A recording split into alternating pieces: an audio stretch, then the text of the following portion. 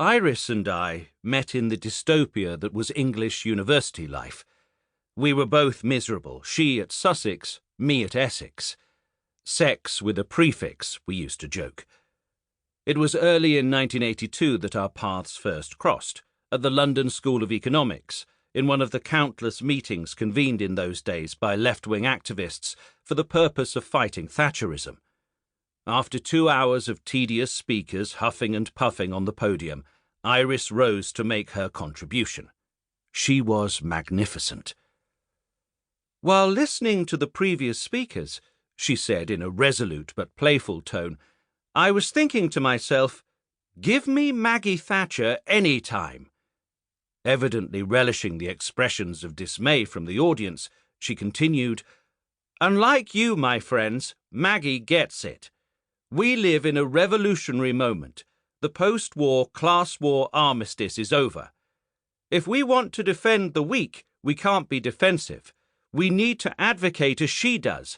Out with the old system, in with a brand new one. Not Maggie's dystopic one, but a brand new one nevertheless. You lot are bandaging corpses, while Thatcher is digging graves. If I were condemned to choose between you and her, I would choose her any time. However monstrous she may be, she can at least be subverted."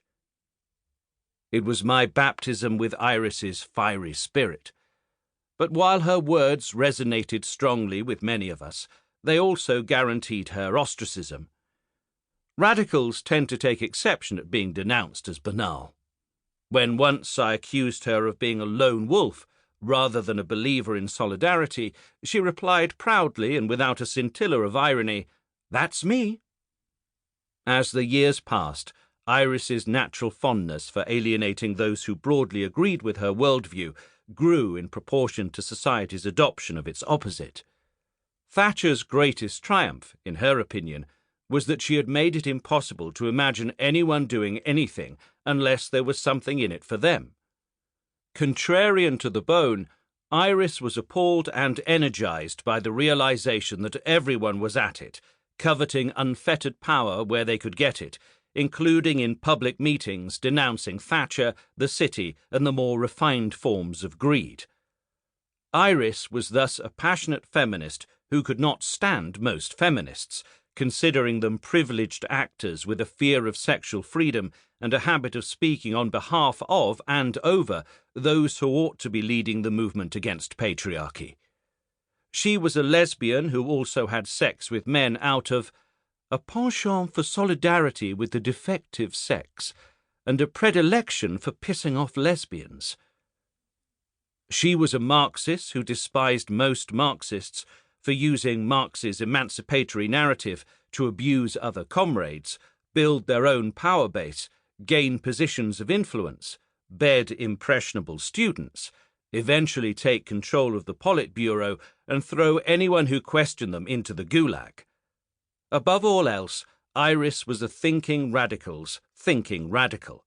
Energetic and brilliant one moment, vexing and maddening the next.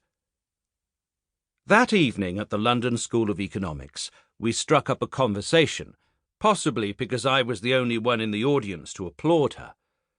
A few months later, on a dreary December night in 1982, Iris called to say that she was helping plan a mass women's rally outside some RAF base against the deployment of American cruise missiles targeting Eastern Europe. Could I turn up to support them? I arrived at Greenham Common late the following day. In the pouring rain, 30,000 women tried to join hands around the base in the face of determined opposition by the police. Just as I decided that it would be impossible to find Iris in the mayhem, I spotted her on the cold, muddy ground, 2 women kneeling by her side, holding a handkerchief to a bleeding gash on her forehead. "From an overzealous defender of the realm," she told me, grinning proudly.